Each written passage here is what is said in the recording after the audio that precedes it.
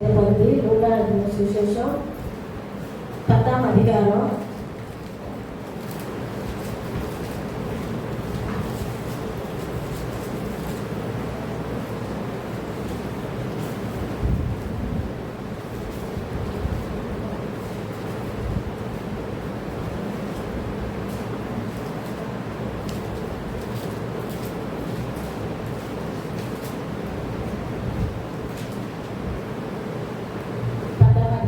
38 வசனம் முடிய வாசிப்போம்.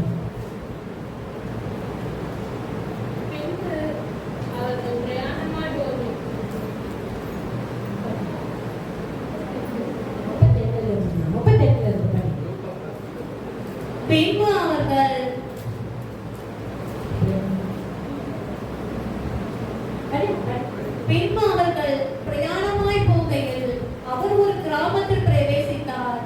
அங்கே மாத்தான் என்னும் பெயர் கொண்ட ஒரு ஸ்திரீ அவரை தன் வீட்டிலே ஏற்றுக்கொண்டார்.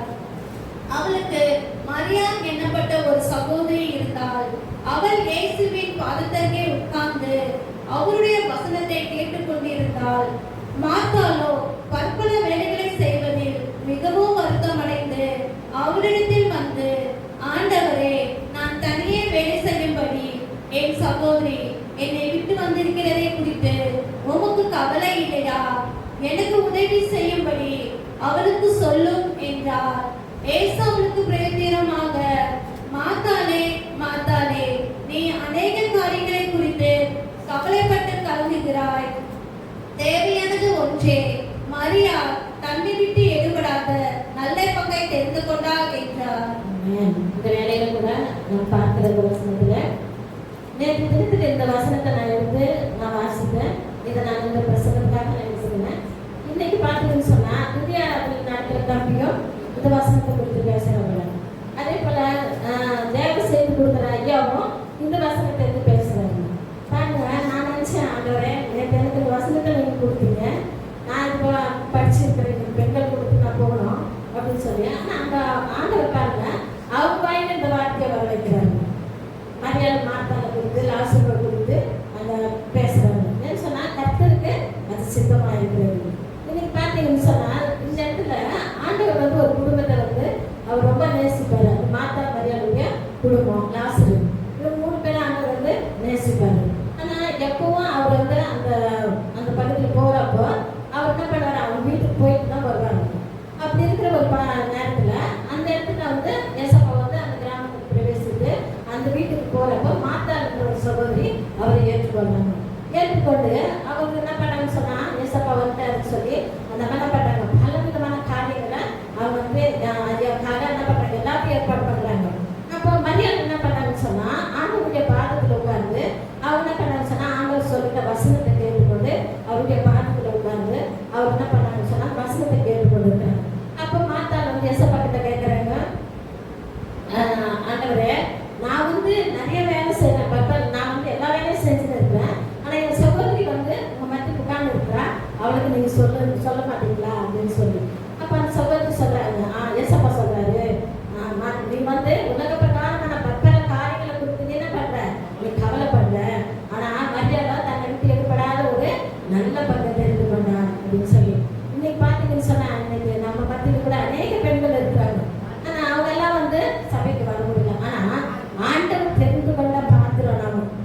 ஆண்டவர் சொன்னா பாருங்க, ஆண்டவர் தெரிந்து கொண்ட பாத்திரம் நாம. ஆண்டவர் வந்து யாரெல்லாம் முன்குறிச்சாரா என்ன பண்ண, நம்ம வந்து ஆண்டவருடைய சமூகத்துல நம்ம உட்கார்ந்துருக்கோம். என்ன சொன்னா, ஆண்டவருடைய பாதத்துல உட்கார்ந்த மரியாள் தன்னை விட்டு ஏற்படாத நல்ல பங்கை தெரிஞ்சு கொண்டார். ஏன்னா அந்த குடும்பத்துல ஏசப்பா வராரு போறாரு, ஆனால் அவங்க குடும்பத்துல ஒரு கஷ்டம் வருது. கஷ்டம் வந்து அந்த ஆசிரியர் என்ன பண்றாங்க, மறிச்சு போயிடுறாரு. மறிச்சு போயிட்டப்ப அவங்க என்ன பண்றாங்க, ரொம்ப கஷ்டப்பட்டிருப்பாங்க. ஆனா அவங்க என்ன பண்றாங்க, ஆள் அனுப்புறாங்க. ஏசப்பா கிட்ட லாசர் வேண்டியா இருக்கிறப்ப ஆள் அனுப்புறாங்க. ஆனா அந்த இடத்துல வந்து கர்த்தருடைய நாமம் மகிமைப்படணும். ஆண்டவருக்கு தெரியும் லாசர் மறித்து போகக்கூடாதுன்னு அவருக்கு தெரியும். ஆனா அவர் என்ன பண்ணல, சொல்றாரு. அப்போ அந்த இடத்துல பாத்தீங்கன்னா அந்த மார்த்தாள் குடும்பத்தை அவர் ரொம்ப நேசித்ததுனால, அந்த அம்மா வந்து ஆண்டவரை ஏற்றுக்கொண்டதுனால அந்த இடத்துல அந்த குடும்பத்துல ஒரு கஷ்டம் வருது. ஏன்னு சொன்னா, இப்ப மார்த்தாள் வந்து ரொம்ப என்ன பண்றாங்க, கவலைப்படுறாங்க, உலக பிரகாரமான காரியங்களை குறித்து கவலைப்படுறாங்க. ஆனா அந்த மரியாளும் ஆண்டவரை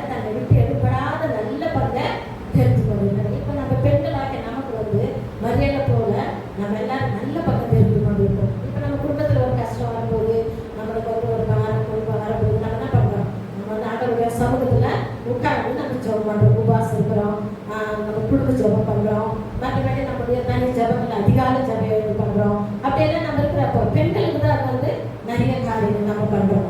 ஆனா அது எப்படின்னு சொன்னா இந்த மரியாதை போல நாம என்ன பண்றோம், ஆண்டவருடைய பாதத்துல உட்கார்ந்து ஜெபிக்கிறோம். சபையில் ஒரு சகோதரி இருக்காங்க, அவங்க வந்து புதுசா அவங்க சகோதரி தான். ஆனா அவங்க வீட்டுல வந்து ரொம்ப கஷ்டம், அவங்க சபைக்கு வரும்போது ரொம்ப கஷ்டம். அப்ப அவங்க பையன் ஒரு வாலிப பையன் இருக்கிறான். அவன் வந்து என்ன பண்ணான்னு சொன்னா, அவன் வந்து வேலைக்கே போக மாட்டான், சின்ன வயசு தான். ஆனா அவன் என்ன பண்ணிட்டான்னு சொன்னா, குடி பழக்கத்துக்கு அடிமையாயிட்டான். அடிமையாயிட்டு வீட்லயே இருப்பான், வேலைக்கே போக மாட்டான், வீட்லயே இருப்பான். அப்ப அந்த சகோதரி ரொம்ப மன கஷ்டப்பட்டு அழுது சொன்னாங்க. அப்ப நான் சொன்னேன், நீங்க வந்து நான் பெண்கள் போட்டு கூடி செதுக்கிறப்போ அப்ப நான் சொன்னேன், நீங்க அந்த மகனுக்காக நீங்களும் ஜெபம் பண்ணுங்க. நம்ம பெண்கள் கொடுக்குறது எல்லாத்தையும் நாங்கள் என்ன பண்றோம், அவனுக்காக நாங்கள் ஜெபம் பண்றோம், இப்படி ஜெபம் பண்ணுங்க அப்படின்னு சொல்லி அவங்க கிட்ட சொல்லிடுறோம். அப்போ அவங்க என்ன சொன்னாங்கன்னு சொன்னா, ஆண்டவருடைய பாதத்தில் உட்கார்ந்து நான் செபிக்கணும். ஏன்னு சொன்னா வானம் அவருக்கு சிங்காசனம், பூமி அவருடைய பாதப்படி. அப்ப நம்ம இங்க உட்காரப்போ ஆண்டவருடைய பாதத்தில் இருக்கிறதெல்லாம் நம்ம உட்கார மரியாதை போகணும். அப்போ அந்த அம்மா வந்து வேதம் வாசித்து ஜெபம் பண்ணி, நாங்களும் அதுக்காக ஜெபம் பண்ணி அந்த மகன் இப்போது வந்து நல்ல வேலைக்கு போக ஆரம்பிச்சிட்டேன். ஹல்லேலூயா. சொன்னா நம்ம ஜெபத்தை ஆண்டவர் வந்து கேட்கிறோம்.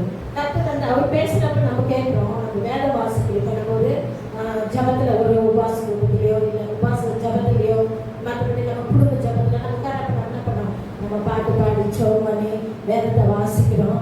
அப்போ வாசித்து என்ன பண்ண ஜெபம் பண்றோம், ஆண்டவருடைய சமூகத்துல நம்ம ஜெபம் பண்றோம். அப்போ அந்த ஜெபம் பண்றப்போ அந்த ஆண்டவர் நம்முடைய வார்த்தையை கேட்டு அந்த குடும்பத்துல ஒரு சமாதானத்தை கொடுத்தார். இன்றைக்கு இந்த மரியாதை வந்து நல்ல பங்கை தெரிந்து கொண்டது போல பெண்களாகிய நாமும் கூட வந்து ஒரு நல்ல பங்குன்னு சொன்னா நம்முடைய வாழ்க்கையில வேத வாசிப்பு ஜெபம் அதிகமா இருக்கணும், அதிகாலை ஜெபம் இருக்கணும். நான் வந்து கொஞ்ச நாள் வந்து வேலை செஞ்சுனே இருப்பேன்.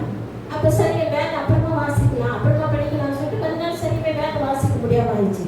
சரி அப்புறமா படிப்போமா அப்படின்னு சொல்லிட்டு வேலை நிமித்தமாவே இருக்குது. அப்போ வந்து ஒரு நாள் ஐயா திட்டுறாரு, ஏன்னா வெள்ளிக்கிழமை செவ்வாய்க்கிழமை மட்டும் உட்காந்து படிச்சிடுவேன். நான் சொன்னேன் அந்த 2 நாள் எனக்கு வந்து உபவாசம் நாள், அது உட்காந்து படிச்சிடுவேன். செவ்வாய்க்கிழமை வந்து பெண்கள் கொடுத்துட்டாங்க வசனங்கள்லாம் வார்த்தைகள்லாம் அதை தேடி வச்சு அப்படியே இருக்கிறப்போ ஒரு நாள் ஐயா திட்டாருன்னா நீ சரியா படிக்கிறது இல்லை, ஆண்டவருடைய சமூகத்தில் உட்காரதில்லை, இந்த மாதிரி வந்து செவ்வாய்க்கிழமை வெள்ளிக்கிழமை உபவாச நாளில் மட்டும் நீ பைபிள் படிக்கல அப்படின்னு சொல்லி திட்டினாரு. அப்புறம் என் பொண்ணு ஒரு நாள் கேட்டாங்கன்னா நீங்கள் சரியா பைபிளே படிக்கிறது இல்லை அப்படின்னு சொல்லி. அப்புறம் பார்த்தா நீங்கள் சரியா நம்ம வேலைன்ட்டு எப்படி விட்டுட்டு நம்ம வேலை வாசிப்பே அப்படின்னு சொல்லிட்டு அப்புறம் இன்னொரு எங்கள் சபையில் ஒரு ஐயா வந்தார். அவர் வந்து சொன்னார், ஒரு நல்ல கிறிஸ்துவம் வந்து பைபிள் படிச்சுட்டு தான் வெளியே வரணும் அப்படின்னு சொல்லி ஒரு ஐயா சொன்னார். அப்போ அன்னையிலேருந்து நான் ஒரு பொறுத்து தான் பண்ணேன். அப்போ என்ன பண்ணுறதுன்னு சொன்னால் காலையில் எழுந்தோடனே 2 அதிகாரம் வாசிப்பேன், வாசித்து அப்புறமா போய் என் வேலைகளை செய்வேன். இப்படியே ஆண்டவர் செய்யப்படும்போது ஆண்டவர் எனக்கு அநேகமான காரியங்களை ஆண்டவர் எனக்கு கற்றுக் கொடுத்தார். வேலை வாசிக்கும் போது எனக்கு நிறைய ஜபத்துக்கு வந்து நிறைய தரிசனங்கள் தெரியும். ஆனால் அந்த தரிசனங்கள்லாம் வந்து நான் வேதம் வாசிக்காம கொஞ்சம் பின்வாங்கி போனதுனால ஆண்டவர் எனக்கு அதெல்லாம் எனக்கு போயிடுச்சுன்னா நான் நினைப்பேன், அந்த நான் ஜெபிக்கும் போது எனக்கு நல்ல தரிசனம்லாம் வருமே, எனக்கு இப்போ அதெல்லாம் வரவே இல்லையா அப்படின்னு சொல்லி நான் ஒப்பு கொடுத்து ஆண்டவர் சொல்லிட்டு நான் ஜெபம் பண்ணேன்.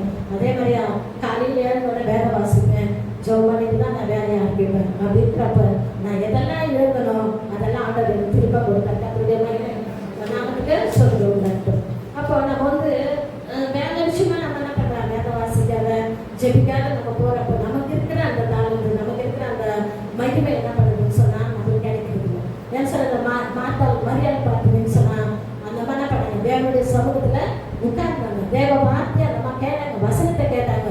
அப்படி கேட்கப்படும் போது அப்படி அந்த அம்மாவுக்கு வந்து நல்ல பங்கு, அந்த ஆண்டவர் வந்து அதை விட்டு எடுப்படாத ஒரு நல்ல பங்கை அந்த மகன் தெரிந்து கொண்டார். ஏன்னு சொன்னால் நம்ம கூட அந்த மாதிரி ஆண்டவருடைய சமூகத்தில் இந்த வேத வாசிப்பு ஜபத்தில் நம்ம உட்காரும்போது உண்மையாகவே ஆண்டவர் என்ன பண்ணுவாங்க, அவருடைய பிரசனத்தினால நம்ம நிரப்புவார். எல்லாருக்கும் உங்களுக்கு அது தெரியும். நீங்கள் ஆண்டவர்கிட்ட ஜெபிக்கும் போது அந்த பிரசனை நம்மளுக்கு வரும். அது வந்தால் தான் ஒரு ஜபத்துக்கு நமக்கு வந்து ஒரு நம்ம இருந்த ஜபத்துக்கு ஒரு சந்தோஷத்தை கொடுக்கும். ஆண்டவர் என் கூட வந்தாரு, ஆண்டவர் என் கூட இடைப்பட்டாரு அப்படின்னு சொல்லி ஆண்டவர் நம்ம தேடும் போது தான் கத்தர் என்ன பண்ணுவாங்க, அந்த பிரசனத்துல அந்த சமூகத்துல உட்கார்ந்தா மரியாதை கிடைச்ச அந்த பிரசனம் நம்ம என்ன பண்ணோம். இப்போ நம்ம ஜெபிக்கும் போது கூட கத்தர் நம்மளுக்கு உணர்த்தும். ரெண்டாவது நாம் பார்க்கிறோம் லூக்கா எழுதின சுவிசேஷம் 8ஆம் அதிகாரம் 35வது வசனம்.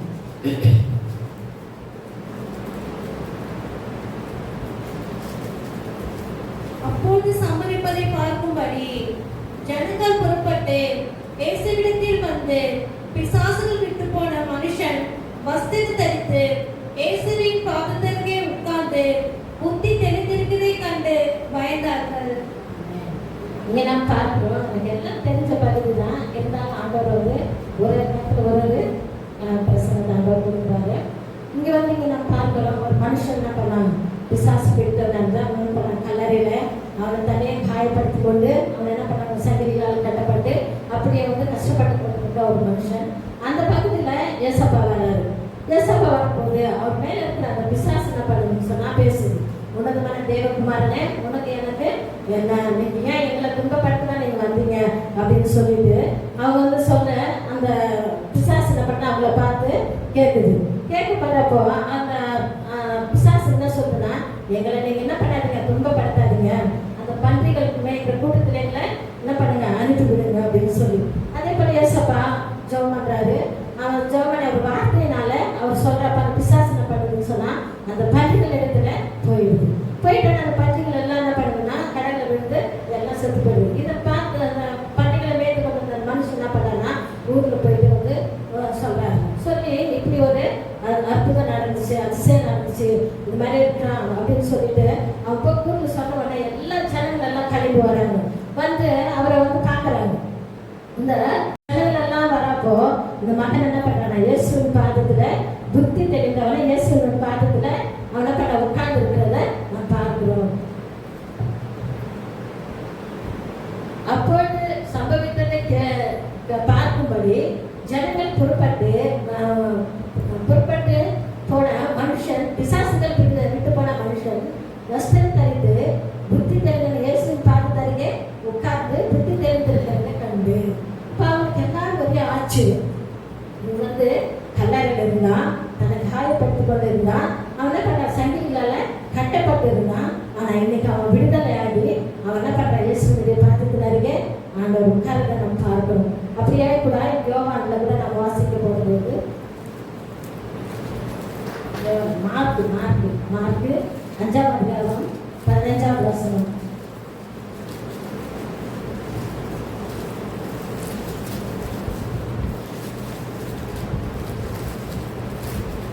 இயேசுவிடத்தில் வந்து லேகியோனாகிய பிசாசுகள் பிடிக்கின்றவர் வஸ்திரம் தரித்து உட்கார்ந்து புத்தி தெளிந்திருக்கிறதை கண்டு பயந்தார்கள். இதே வசனம் தான் நம்ம அங்கே பார்க்கிறோம். புத்தி தெரிஞ்சோன்னா இயேசு பாதத்தருகே உட்கார்ந்து நம்ம பார்க்கிறோம். மார்க்கு 7ஆம் அதிகாரம் 25ஆம் வசனம் 26ஆம் வசனம்.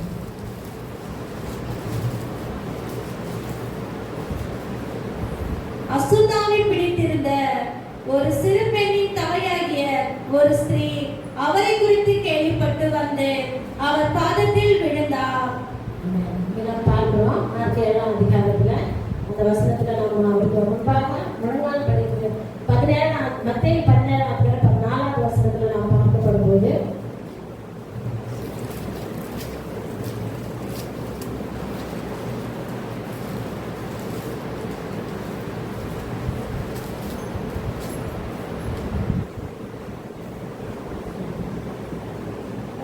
மத்தேயு 17ஆம் அதிகாரம் 14வது வசனம். அவர்கள் ஜனங்களிடத்தில் வந்தபோது ஒரு மனுஷன் அவரிடத்தில் வந்து அவர் முன்பாக முழங்கால் படியிட்டு தன்னுடைய மகனுக்காக ஒரு தகவல் என்ன பண்றாருன்னா, தன்னுடைய மகனுக்காக அவர் வந்து வேண்டிக் கொண்டார். இயேசு இடத்துக்கு வந்து அவர் முன்னாடி என்ன பண்றாரு, முழங்கால் பண்ணிடுறாரு. அப்போ அவருடைய பாதத்தின் அருகே முழங்கால் பண்ணிட்டு தன் மகனுக்காக அவர் வேண்டிக் கொள்ளும் போது தன்னுடைய மகனுக்கும் பிசாசு பிடித்திருந்ததுனால ஆண்டவர் அந்த மகனுக்கும் சுகம் கொடுக்கிறத பார்க்கிறோம். மகனுக்கும் அந்த பிசாசு பிடித்திருக்கும் போது அவன் என்ன பண்றான், ஒரு முறை நெருப்புல விழுந்துறான், ஒரு முறை தண்ணியில விழுந்துறான். அப்படி இருக்கிறப்ப ஆண்டவர் வந்து சுகம் கொடுக்கிறார். சுகம் கொடுத்து அந்த மகனுக்கு அந்த பிசாசு நீங்கும்படி கர்த்தர் உதவி செய்கிறத நாம் பார்க்கிறோம். அப்படியே கூட மார்க்கு 7ஆம் அதிகாரம் 25ஆம் வசனம்.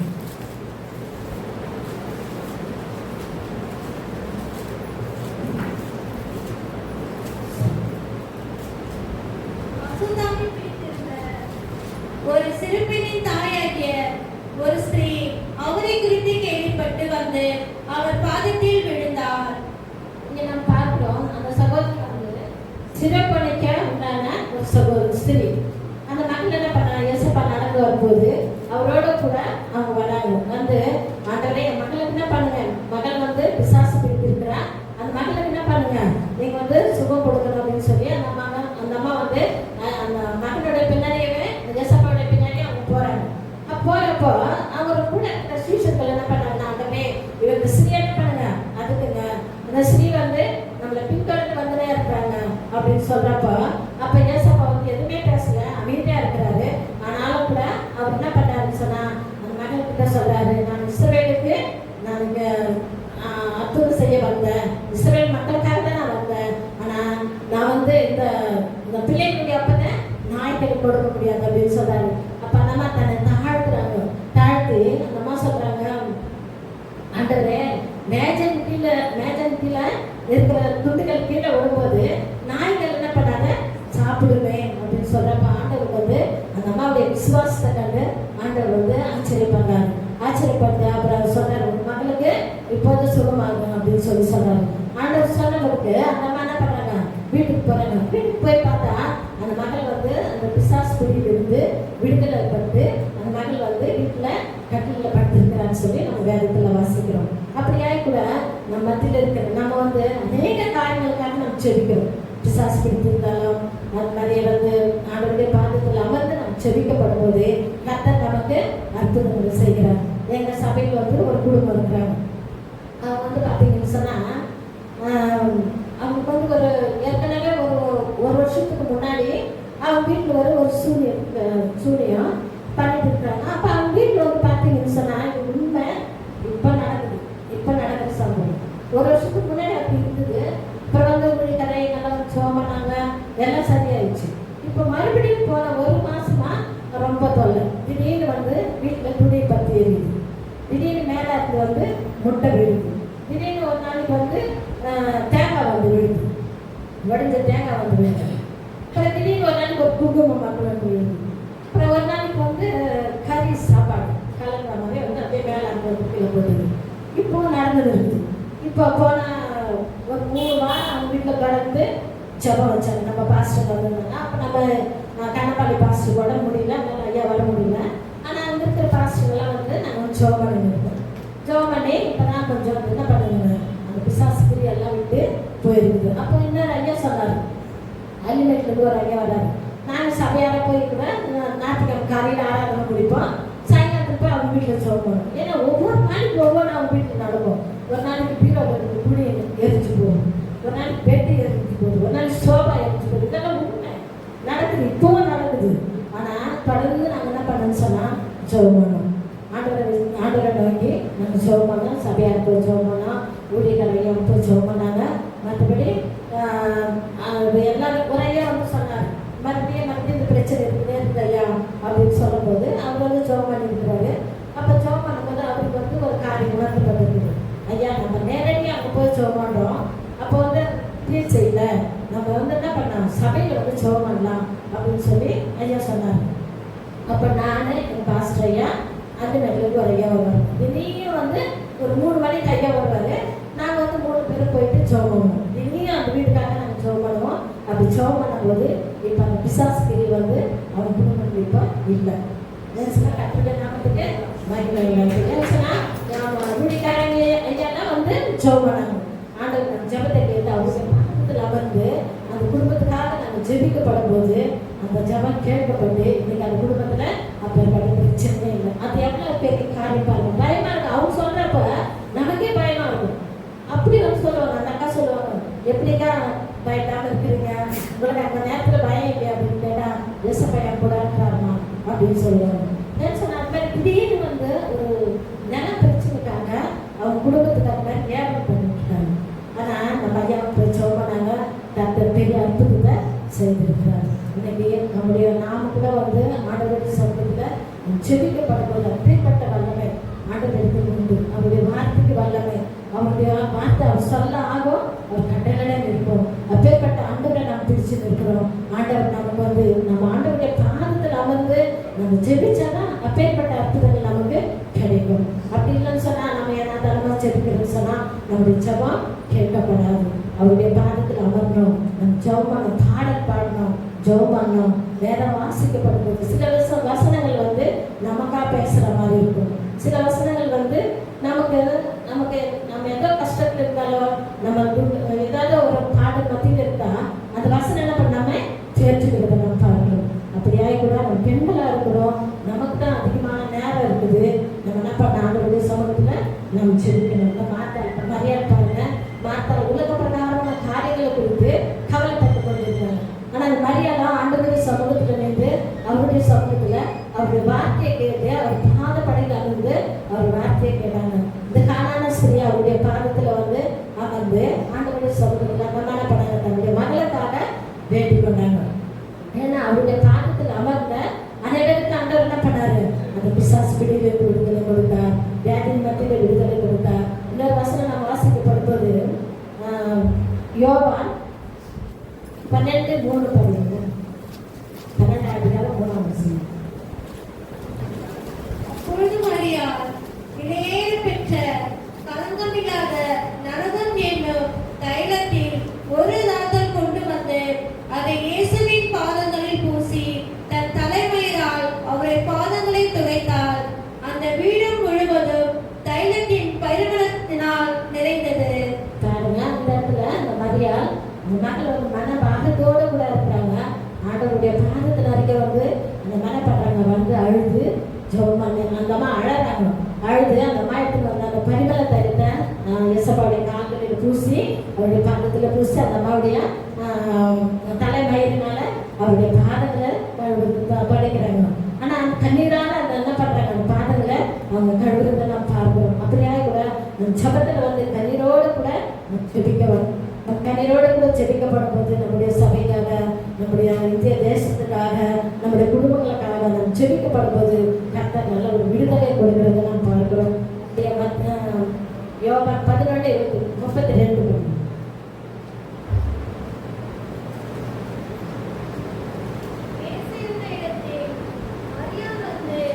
அவரை கண்டவுடனே அவர் பாதத்தில் விழுந்து, ஆண்டவரே, நீ இங்கே இருந்தீரானால் என் சகோதரன் மரித்திருக்க மாட்டான் என்றார்.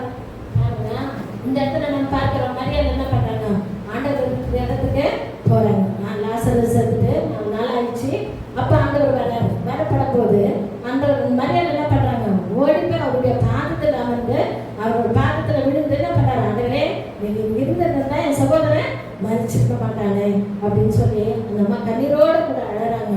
அந்த அம்மாவுடைய பாதத்தை பார்த்து ஆண்டவர் என்ன பண்றாங்க, இயேசு கண்ணீர் விட்டாருன்னு சொல்லி நம்ம பார்க்கிறோம், வேதத்துல நம்ம வாசிக்கிறோம். அப்படி ஆகினா நம்முடைய ஆண்டவர் நமக்காக, நம்முடைய கஷ்டங்களுக்காக என்ன பண்றாரு, நம்ம பார்த்து அவர் என்ன பண்றாரு, அவரும் கலங்குகிறவரா இருக்கிறார். இன்றைக்கு நம்முடைய ஜபங்களிலே நம்ம என்ன பண்ண, அவருடைய பாதத்துல நம்ம வந்து நம்ம செபிக்கணும். அப்படி செபிக்கப்படும் போது தான் அந்த ஒரு நல்ல பிரசன்னத்தை நாம் காண முடியும். இந்த லேகியோன் பிசாசு பிடித்த மனுஷன் அவர் என்ன பண்றாருன்னு சொன்னா, ஆண்டவருடைய சமூகத்துல புத்தி தெளிந்தவனாய் ஆண்டவருடைய சமூகத்துல வந்து உட்காரான். ஆனா ஏசப்பா அந்த இடத்துல அவருடைய வார்த்தைகளை முடித்து அவர் போகும்போது அந்த மகனை என்ன பண்ணாரு சொன்னா, ஆண்டவரே நான் கூட வர சித்தமானு சொல்லி கேட்கிறான். அப்ப ஆண்டவர் சொல்றாரு, நீ வேணாம், நீ போயிட்டு என்ன பண்ண, உனக்கு நடந்த எல்லாவற்றையும், உனக்கு சம்பவித்தது எல்லாவற்றையும் என்ன பண்ண, எல்லா மக்களுக்கும் போய் சொல்லு அப்படின்னு சொல்றாங்க. அப்போ அந்த மகன் என்ன பண்ணாரு, எல்லா ஊர்களுக்கும் போய் ஆண்டவர் செய்த அற்புதத்தை அவர் சொல்லுகிறத நம்ம பார்க்கிறோம். அப்படியா கூட நம்முடைய வாழ்க்கையில கூட ஆண்டவர் அப்பேற்பட்ட அற்புதங்களை நமக்கு செய்கிறதா இருக்கிறார். ஆண்டவருடைய பாதத்தில் அமர்ந்த மரியாளுக்கு தேவ பிரசன்னம் கிடைச்சது. ஆண்டவருடைய பாதத்துல போய் ஆண்டவருடைய பாதத்துல பரிமள தைலத்தை பூசின அந்த மகளுக்கு ஒரு அற்புதம் அந்த இடத்துல நடக்குது. மகளை உன்னுடைய பாவம் உனக்கு மன்னிக்கப்பட்டது சொல்லி சொல்றார். அதே போல அந்த இடத்துல வந்து மரியாள் ஆண்டவருடைய பாதத்துல போய் அழம்போது லாசரு உயிரோடு எடுத்து கொடுக்கிறத நாம் பார்க்கிறோம். ஏன் சொன்னா மாத்தா சொல்றான், ஆண்டவரே 4 நாள் ஆயிடுச்சு இன்னைக்கு நாருமே அப்படின்னு சொல்றான். ஆனாலும் கூட கர்த்தருடைய மகிமை அங்க வெளிப்படுத்துவதை பார்க்கிறோம். விசுவாசித்தால் தேவனுடைய மகிமையை காண்பா என்று சொல்லி மரித்து போன லாசருவை உயிரோடு எழுப்பினார். ஏன்னு சொன்னா மாத்தால ஒரு நல்ல பங்கு தெரிந்து கொண்டாங்க. அவங்க குடும்பத்தில் ஒரு அற்புதம் நடந்தது. இன்னைக்கு நாம் எப்படி இருக்கிறோம், ஆண்டவருடைய சமூகத்தில் ஜெபிக்கிற பிள்ளைங்களா நம்ம வந்து இருக்கிற குடும்ப ஜெபம், உபவாச ஜெபம் நம்ம வந்து இருந்து நம்ம குடும்பத்துக்காக, நம்முடைய பிள்ளைகளுக்காக நம்ம என்ன பண்ண, நம்ம ஜெபிக்கப்படும் போது கர்த்தர் அப்பேற்பட்ட ஒரு நமக்கு வந்து பரிசுத்த ஆவியை ஞானத்தை ஆண்டவர் கொடுக்கிறார். பரிசுத்த ஆவியை உணரபடியான கிருபை கொடுக்கிறார். ஏன்னு சொன்னா நம்ம செபிக்க விட்டால் அப்பேற்பட்ட ஏனாதாரமா நம்ம செபிச்சோம்னு சொன்னா அந்த வாய்ப்பு நமக்கு கிடைக்காது. ஏன்னு சொன்னா அதை உணர்ந்திருக்கிற ஒவ்வொருவருக்கும் தான் அது தெரியும். அதுக்காக ஜெபம் கூட நான் எழுந்து ஜெபம் பண்ணுவேன். அப்போ ஜெபம் பண்றப்ப இந்த மாட்டுக்கு போறதுனால கொஞ்சம் ஆசை தூங்கிடுவேன். அப்படி தூங்குறப்போ எனக்கு வந்து அப்படியே ஒரு ஷாக் அடிக்கிற மாதிரி இருக்கும் காலில். இப்போ திடீர்னு எழுந்துக்கணும்னு சொன்னா நான் ஜெபம் பண்ற டைம் வந்துடும். அப்போ ஆண்டவர் என்னை தட்டி எழுப்புறாருன்னு சொல்லி நான் ஆண்டவருக்கு நன்றி சொல்லி நான் ஜெபம் பண்ணுவேன். ஏன்னு சொன்னா நம்முடைய கர்த்தர் வந்து நம்ம வந்து ஒரு நேரத்தை நம்ம ஒப்பு கொடுத்து நம்ம செலுத்தோம்னு சொன்னா அந்த நேரத்தை நம்ம மறக்கப்படும் போது கர்த்தர் நம்மளோட கூட இருந்து நம்ம நடத்துகிறவரா இருக்கிறார். இன்னைக்கு நம்மளுடைய ஜெபம் இந்த பிசாசுகளை விடுதலை ஆக்குறது. இன்னைக்கு எங்கள் கிராமத்துல இப்ப நடந்த ஒரு அந்த பகுதி அந்த குடும்பத்துல அந்த ஒரு பெரிய விடுதலை கொடுத்தார். ஏன்னு சொன்னா ஜெபம். நான் வந்து சபையில ஜெபம் பண்ணேன், சபையார போய் ஜெபம் பண்ணேன், ஊழிய நிறையா போய் ஜெபம் பண்ணாங்க. கர்த்தர் கொடுத்த அந்த விடுதலை ஏன்னு சொன்ன இயேசு நாமத்தினாலே எல்லாம் ஆகும். அப்படிப்பட்ட ஒரு அற்புதத்தை எங்கள் கிராமத்தில் செய்தார். நம்முடைய வாழ்க்கையில் நம்முடைய எந்த சபைக்கு அது ஒரு பெரிய விடுதலையா இருக்கு. ஆமென். இன்றைக்கு அதே போல நாம் வந்து செபிக்கப்படும் போது நாம் வந்து ஒரு சாதாரண மக்கள் தான். ஆனால் ஆண்டவருடைய சமூகத்தில் நாம் உட்காரப்படும் போது நம்ம வேறுபட்ட மனிதர்கள். ஏன் சொன்ன பரிசுத்த ஆவியினால நாம் நிரப்பப்பட்டு நாம் செபிக்கப்படும் போது கர்த்தருடைய ஆவி நம்ம ஆட்கொண்டு நம்முடைய எல்லா வேண்டுதல்களையும் அவர் நிறைவேற்றத்தக்க வல்லவராக இருக்கிறார். இன்றைக்கு இந்த பிசாசு பிடித்த மக்களுக்கு விடுதலை கொடுத்த தேவன். இன்றைக்கு நாம் வந்து ஜெபத்துக்கு நம்முடைய என்ன காரியமா இருந்தாலும் ஆண்டவர் நம் ஜெபத்துக்கு விடுதலை கொடுக்கிறார்னு சொல்லி நாம் விசுவாசித்து நாம் ஜெபிக்கப்படணும். அப்படியாக கூட சபையில கூட அநேக சகோதரிகள் உண்டு. அவர்கள் மத்தியில் கூட ஆண்டவர் பெரிய அற்புதங்களை செய்திருக்கிறார். ஏன்னு சொன்னா பெண்கள் கூட தான். இந்த பெண்கள் கூட்டத்தில் நாங்கள் கலந்து செபிக்கப்படும் போது ஆண்டவர் நிறைய அற்புதங்கள் ஆண்டவர் எங்களுக்கு செய்கிறார். அதே போல உங்களுடைய வாழ்க்கையிலும் உங்களுடைய பெண்கள் கூட்டத்திலும் உங்களுடைய சபையிலும் நீங்களும் ஜெபிக்கப்படும் போது கர்த்தர்